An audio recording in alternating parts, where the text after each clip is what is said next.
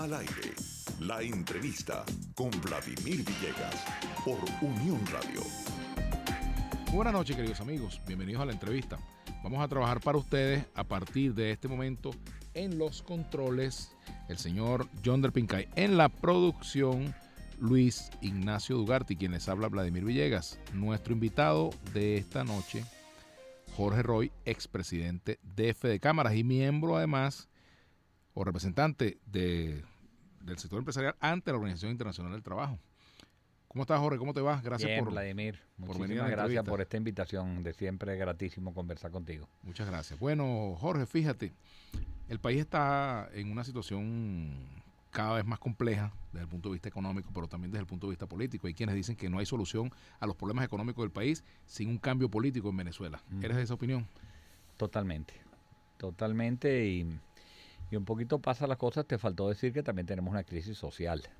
Porque tenemos crisis política, tenemos crisis económica y tenemos crisis social, que a fin de cuentas es lo que nos importa, que la gente está viviendo peor. Y eso es un tema que no se puede escapar del análisis que hay que hacer. ¿Y por qué es lo que dicen los que creemos que tiene que haber un cambio político para que haya un cambio económico? Porque es que el presidente Maduro ha tenido ya todas las facilidades para haber hecho los cambios posibles, pero se le agotó el tiempo. El presidente Maduro en este momento lo que no puede... Nicolás Maduro en estos momentos lo que no puede es encabezar ningún llamado de confianza que genere en estos momentos un cambio posible económico en el país. Nicolás Maduro cuando se dirige al pueblo y dice unas medidas económicas ya la gente no las cree. Cuando dice que él asume personalmente la condición de PDVSA es que PDVSA va a ir peor. Entonces ya está en un ciclo perverso que lo que representa, y es un poco lo que tenemos que darnos cuenta, es que no tiene ninguna posibilidad en estos momentos de sacar el país de la enorme crisis en la que estamos metidos. Entonces, bueno, es evidente que tiene que haber un cambio político primero antes que haya un cambio económico, porque entre otras cosas el Plan de la Patria 25 anunciado ahora es peor que cualquier sanción. Tú lees el Plan de la Patria ahora anunciado y es peor que cualquier sanción para Venezuela. Eso es decir, lo estoy haciendo mal y estoy tan contento con hacerlo mal que voy a hacerles más mal todavía. Y entonces, bueno, no se ve ningún propósito de enmienda, ni acto de contrición, ni nada que se... Entonces es evidente que sí, que creo que hace falta un cambio político para que haya un cambio económico. ¿Las perspectivas de que ese cambio político nazca hoy de una negociación política, en tu opinión, son ciertas o...? Sabes que evidentemente que Guaidó tiene ahora lo que se llama en inglés el factor celebridad, el celebrity factor, todo lo que diga le sale bien. ¿Quién sabe por cuánto tiempo? Ese es el tema, o sea, hemos aprendido que en política se puede estar semipeñado y eso para mí ha sido una circunstancia, pero no es. Y hasta ahora, pues Venezuela de alguna manera ha captado este mensaje, que es un mensaje fresco, renovador, una figura que no está comprometida absolutamente con un pasado. De alguna manera ser joven es no tener compromisos con el pasado y Guaidó es de verdad un joven en todo el sentido de la palabra. Pero eso tiene, como tú bien señalas, un límite. ¿Hasta cuándo tú podemos seguir manteniendo un presidente que sí, pero que no, pero que es, pero no es? Hasta ahora pues ha sonado la flauta y evidentemente que Venezuela, lo que el señor diga, Guaidó en estos momentos está para celebrarlo, pero creo que va a llegar un momento de definiciones, que no sé si será el 23 de enero o será después, pero en algún momento tiene que tomar decisiones. El señor, de acuerdo a la Constitución y de acuerdo a los legisladores, debería haberse juramentado presidente, otros consideran que no se debe juramentar presidente, yo creo que esa indefinición hay que romperla, pero hasta los momentos, Vladimir, la estrategia de estar en un limbo medio jurídico, medio político, de mantenerse, le da buenos resultados y lo que no está roto no se arregla. Claro, ahora fíjate, Jorge, también hoy han ocurrido dos episodios. Uno de ellos, pues este hecho en Cotiza, de un presunto alzamiento de un cuartel de la Guardia Nacional, el robo de armas en otros lugares, en Caricuao, etcétera. Y también la decisión del Tribunal Supremo de Justicia de desconocer las decisiones de la directiva de la Asamblea Nacional y declararla nula a la propia directiva y a sus decisiones como tal, ¿no? En medio de este cuadro, pues, evidentemente que se le hace más complejo el panorama al propio Guaidó y a la directiva de la Asamblea Nacional con respecto a los próximos pasos a dar, ¿no? Totalmente. Allí entonces pesan también los llamados de algunos factores internacionales y algunos sectores un poco, yo diría, extremistas de la política, que bueno, que creen que él debe dar un paso para el cual el mismo Guaidó ha dicho que no hay condiciones hasta ahora porque no tiene todos los factores en su mano para darlo. Yo creo que Guaidó tiene todos los factores menos uno. Y el que no ¿Y tiene ese que falta? es muy fuerte, porque son las Fuerzas Armadas Nacionales. Entonces, cuando tú no tienes las armas, y me parece que ha sido muy claro en su mensaje, tengo el pueblo y lo tiene, de acuerdo a las encuestas, y seguramente el 23 habrá una manifestación, tiene todo el apoyo internacional, tiene legitimidad de acuerdo a todos los constitucionalistas serios de este país. Entonces lo que le falta evidentemente son las Fuerzas Armadas. Y de las cosas más importantes que dijo Guaidó en su discurso, que quizás pasó un poco por debajo de la mesa, después lo retomó, es que en este país se rompió la cadena de mando. Y eso de romper la cadena de mando tiene una significación muy grande, Vladimir, porque significa, señores de la Guardia, señores de la Fuerza Armada, ustedes no tienen jefe, ustedes pueden hacer dibujo libre.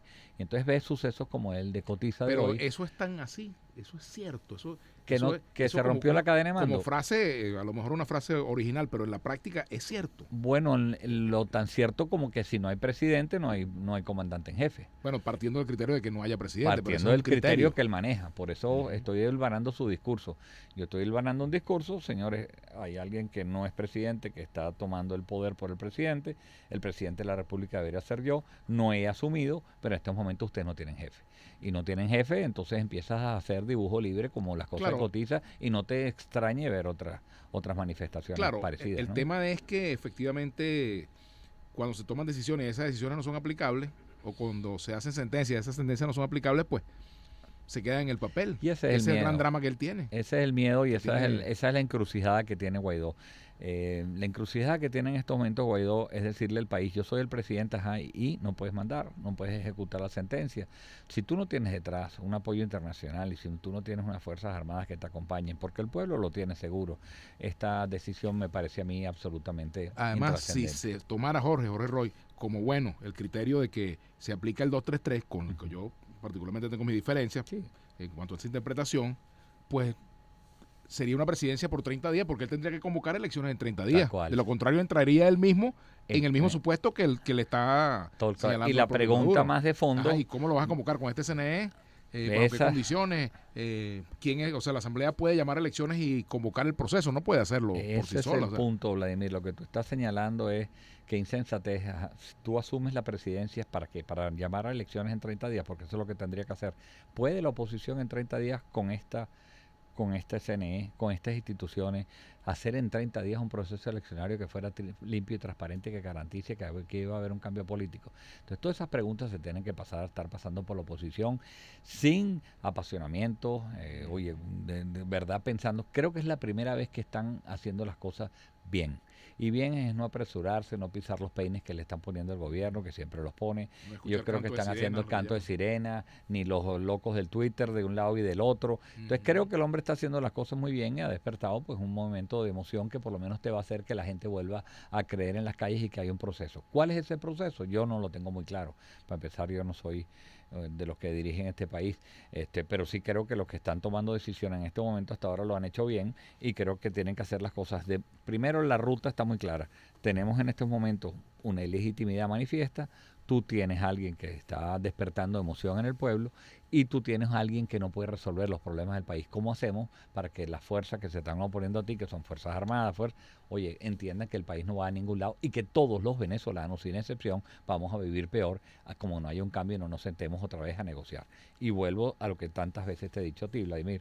Al final, como en las historias felices, todo va a terminar en una mesa de negociación. Nos tendremos que sentar. Ahí puede haber cosas como las que pasaron en El Salvador, que le hemos dicho muchas veces, ¿no?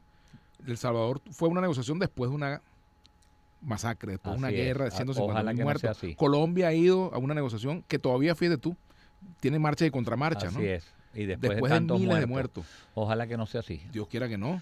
Ojalá que aquí nos demos cuenta que al final todos los que cada vez que salgo de tu programa, de cualquier otro, diciendo que vamos a terminar una negociación, bueno, me critican en los radicales y que sigo creyendo en esto. ¿Qué sigo creyendo en esto? Porque hoy quiero reivindicarte, además, Vladimir, muchas veces lo hablé contigo, un poco que si bien cierto no fue una estrategia tan deliberada como te pueden decir, la flauta sonó. Fue una buena estrategia no haber participado en las elecciones. Fue una buena estrategia no haber firmado lo que no firmamos en la República Dominicana. Y hoy hay que reivindicarlo, porque hoy estamos donde estamos, porque no firmamos, o porque Julio Borges no firmó un acuerdo en la República Dominicana que era absolutamente comprometedor, y porque no se asistió a unas elecciones. Si no, no estaríamos ni siquiera tú y yo discutiendo ahorita que tuviéramos una mediana alegría de una gente. Entonces hay que reivindicar que cuando las estrategias salen bien y que la abstención sí fue, de alguna manera, una decisión correcta. Y yo hoy vengo a reivindicarla. Porque aquellos que todavía creen que sí, que tenemos el 78% hubiéramos votado, vamos a estar claros, señores, no estamos listos para esa elección, no teníamos los testigos de mesa. Entonces se provocó una abstención. Hoy en día la abstención es la que nos tiene a ti y a mí hablando con cierto optimismo. Claro, eso también, esa es una cara de la moneda, Jorge, ¿no? Jorge Roy. Y es un punto interesante para la discusión porque también se pudiera decir, bueno, si la gente votaba, ponías al gobierno en el desafío de que si no querían asumir la derrota tendrían que robarse las elecciones. Bueno, tendrías que haber puesto a los factores oficialistas a llevarse la elección. Claro. A lo mejor si se da la elección en aquellas condiciones y vota todo el mundo, quién sabe qué habría pasado, ¿no? Es muy difícil hacer es que era fácil, pero ¿no? sí es fácil hacer lo que iba a pasar, porque tú notabas, oye, para un político lo que tiene que estar es conectado con la gente. Tú y yo sabíamos que la gente no iba a votar. Claro, si hubo una prédica de no votar, pero a los meses se había dicho que se votara. También ha habido marchas y contramarchas en eso, ¿no? Pero el ánimo de la gente, por las razones que fuera, yo no iba a evaluarlas. Estoy absolutamente claro que si la gente va a votar, ganamos estas elecciones y se gana la oposición las elecciones. El tema es que el ambiente en ese momento, habíamos tenido las gobernaciones, que había sido una señal clarísima de que fue una decisión de asistir en algunos momentos, y se asistió y se perdió. Se perdió Baruta porque no tenías los testigos. Bueno, se perdió Falcón. Y por la abstención también, no por los testigos. En caso de Baruta se pierde porque la gente no votó, no por los testigos. Bueno, pero es que lo primero que declara Henry Falcón no pudo completar sus mesas siendo gobernador del estado. Claro, no pero básicamente y el de Sucre, en el lo caso, mismo, Cariz no pudo completar. Y ahora que pasó la alcaldía de Baruta, lo de los concejales en Baruta, Jorge, pierden porque la gente no va a votar. La gente no votó. No votó. Pero también hay el otro problema que hay, es que la oposición no puede colocar sus problemas internos de no tener testigos, de no estar de acuerdo con un candidato, por encima del interés nacional, ¿no? Que a veces pasa. Claro, también. Lo que pasa es que viene primero, el huevo o la gallina. Tú no tienes candidato, ¿por qué? Porque la gente no está interesada en el proceso electoral. O porque no se ponen de acuerdo. Cuando tú las tenías porque antes. Hay intereses particulares, ¿no? Sí, es una discusión que podemos estarnos hasta la madrugada. Lo cierto es que lo cierto es que no estaban dadas las condiciones para ir a votar y fue una buena estrategia no salir a votar. Un poco para lo que te traigo es que de alguna manera lo que hicimos en la República Dominicana lo reivindico, que no se firmó un acuerdo que era perjudicial para Venezuela y para su democracia. Y en vista de lo cual, yo siempre defendí que si no me aprobaste unas condiciones mínimas para votar, no votáramos. Y hoy creo que fue una buena decisión. Jorge, ¿qué pasaría si, por ejemplo, el gobierno convoca o promueve la convocatoria de unas elecciones parlamentarias, disuelven la Asamblea Nacional y convoca unas elecciones parlamentarias? Ese es un escenario probable, ¿verdad? Es un escenario probable, un escenario que desde luego que eso puede ocurrir. El gobierno puede en estos momentos, no nos olvidemos que estamos en un estado de derecho muy precario, donde evidentemente pues el gobierno puede tomar en este momento la decisión, primero desconocer la Asamblea Nacional. Yo creo que sería un paso más de tuerca demasiado complicado. Ya tiene encima el mundo completo y lo único que lo legitima es tener una Asamblea Nacional en estos momentos, que no cometa ellos lo que cometió Carmona, que es haber eliminado una Asamblea Nacional. Ojalá que el gobierno no se le ocurra eso. Creo que sería un paso de tuerca muy, muy arriesgado y que le traería peores repercusiones internacionales todavía. ¿Qué esperas de la movilización del 23 de enero? ¿Qué esperas, Jorge Roy, de la marcha de estas concentraciones para el próximo miércoles? Tú sabes que yo tengo una posición diferente. Yo creo que hay que ser muy claro. No engañar a la gente. Yo creo que ese día tiene que ser una demostración fundamentalmente de mayoría. Quiero decirle al mundo y a los que nos están apoyando que sí es verdad que somos más que aquellos que creen en el gobierno de Maduro. Y esa demostración de gente ya te va a animar. Pero al mismo tiempo esa demostración de gente hay que decirle, señores, yo no puedo asumir la candidatura presidencial ni puedo asumir la majestad del cargo presidencial si no me acompañan las Fuerzas Armadas. Yo creo que es salir dirigiéndole mensajes muy claros a las Fuerzas Armadas para que hagan lo que tienen que hacer. No le estoy pidiendo nada extraordinario. Respeten la Constitución y hagan respetar la Constitución. A la Fuerza Armada yo no le estoy pidiendo ni que den golpes de Estado, ni que se entronicen el poder, simplemente que se lea muy bien el artículo donde su labor es defender la Constitución, hacerla respetar, y ojalá que las Fuerzas Armadas en este momento pues tomen un camino de volver la institucionalidad al país tan necesaria para que nos encontremos los venezolanos nuevamente. El mensaje político de la oposición a quienes respaldan hoy al chavismo, al gobierno, al presidente Maduro, a las gobernaciones, alcaldías, ¿ha sido adecuado? ¿Ha sido correcto? El mensaje político, de la dirigencia opositora hacia el chavismo. Yo creo que está más inclusivo, pero creo que le falta más. País todavía hace falta que nos demos cuenta que que el chavismo es una realidad y que va a seguir existiendo y hay que darles todas las garantías democráticas para que puedan seguir participando. Yo creo que, por ejemplo, un Héctor Rodríguez, hay que convencerlo de que ese señor puede ser presidente de la República en unas condiciones, en unas elecciones que sean inclusive transparentes y honestas, porque puede ganar unas elecciones y caerse a mentiras con eso. Es un señor que está preparado, que ha hecho buenos discursos, ojalá que haga una buena gobernación en Miranda, pero hay que convencerlo que llegue por la vía de unas elecciones democráticas, limpias y transparentes, y no que llegue como la herencia de un señor que se está muriendo y lo nombró candidato. Entonces, si tú le das las garantías al PSV, que puede seguir viviendo mañana, que puede concursar y que puede ganar elecciones, y ellos creen que se la pueden ganar, vamos a recuperar la democracia en este país. Yo creo que el mensaje tiene que ser bastante más claro ahí, de que hoy y mañana vamos a tener que seguir viviendo con un chavismo y que seguramente ocuparán posiciones en la Asamblea Nacional, en gobernaciones que se ganen, y bueno, llegó para quedarse durante un tiempo y seguramente vamos a convivir con ellos. Jorge, hablando un poco de la situación económica y laboral del país, tú eres representante ante la OIT y está pendiente la visita de una comisión de la OIT desde hace bastante tiempo, ¿no? Sí, qué bueno que me lo preguntas porque esto está recién salido del horno, Vladimir.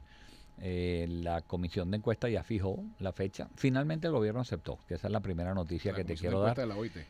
Comisión de encuesta de la OIT, que es una mala traducción, que hemos dicho varias veces, una comisión de investigación, no viene a hacer ninguna encuesta, viene a investigar todos los alegatos y todas las violaciones a convenios que Fedecámaras ha venido reclamándole al gobierno venezolano. En una primera instancia el gobierno no había aceptado esta comisión, porque no la acepta que venga, no acepta los alegatos de Fedecámaras. Pero ahora yo creo que más por legitimarse o por buscar de alguna forma que tenga un reconocimiento que el mundo viene a reunirse en Venezuela, ha aceptado esa comisión. Y esa comisión llega a Venezuela el 9 de febrero y se va a quedar hasta el 16 de febrero.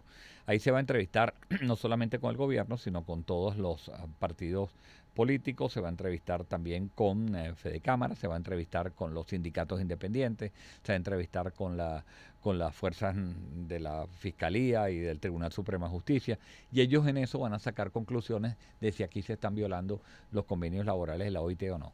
Después se van a reunir, probablemente haya un careo, según lo que está anunciado en abril, y ellos sacan un informe que puede ser, y que estoy absolutamente seguro, va a ser muy perjudicial para el gobierno venezolano, un gobierno que se jacta de ser, pues un gobierno obrerista y un presidente obrero que tenga una sanción de este tamaño en nada más y nada menos que la Casa de los Trabajadores del Mundo, no es poca cosa.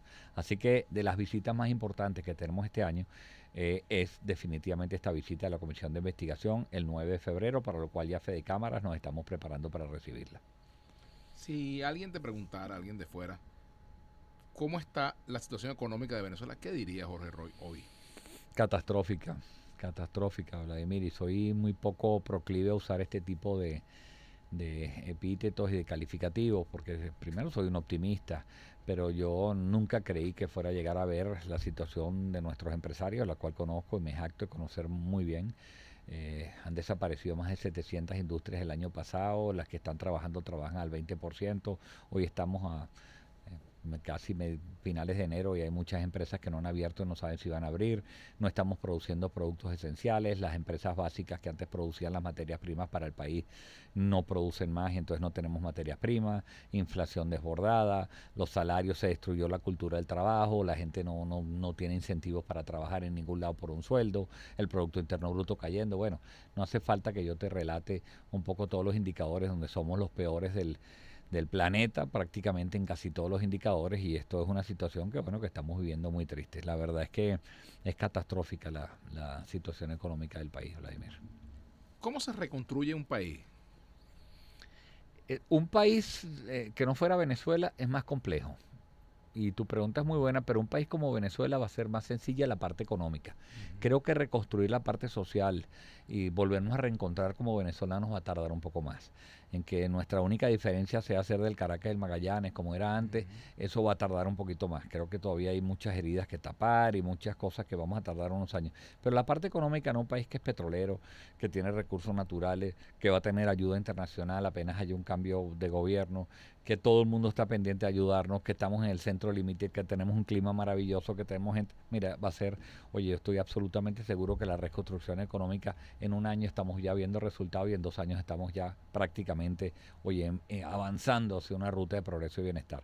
Como te digo, creo que la parte de reconstruir el país, en la parte social y en la parte de volvernos a reencontrar, va a tardar un poco más que eso. Pero eso pasa por un cambio un cambio de gobierno, un cambio político, porque cuando uno habla de un cambio político es que uno le gustaría que el presidente Maduro tuviera una epifanía y dijera, oh, mire, me he dado cuenta, como él ha tratado. Fíjese que el últimos cambios y los últimos anuncios que hizo Maduro es alguien de que sabe que tiene que hacer unos cambios, pero no se los cree. Entonces sus asesores chinos y ecuatorianos, que no se deben hablar entre ellos, le dicen 4 cosas que él tiene que decir. Vamos a liberalizar el control de cambio, vamos a ajustar los precios con los empresarios, pero después en la práctica no se los cree. Al día siguiente está persiguiendo empresarios. Entonces la verdad es que él no cree en esto. Entonces cuando tú tienes que comunicar algo que es como tragarte un sapo demasiado grande que tú no te lo crees, el presidente Maduro jamás va a poder hacer los cambios que el país necesita. Jamás. El que tiene que hacer los cambios que el país necesita es alguien que crea en una sociedad de mercado mucho más justa, un libre mercado que podamos transar, donde el Estado tiene otras preocupaciones diferentes a ordenar empresas, que no persigue empresarios, todo lo contrario de lo que Maduro ha hecho, ¿no? En este momento creo que él no tiene ninguna oportunidad de reivindicarse ante el país. Bueno, Jorge, te agradezco mucho que nos hayas acompañado. No, vale, a ti como siempre, gratísima la conversa y bueno, siempre disfruto mucho estar contigo analizando este país tan complejo, tan complicado, tratando de confundir más a la gente, porque después de oírnos creo que lo que sale es confundir. Muchas gracias por habernos acompañado. Y a ustedes, queridos amigos, los invitamos para que sigan en sintonía de Unión Radio y siempre en la entrevista. Jorge.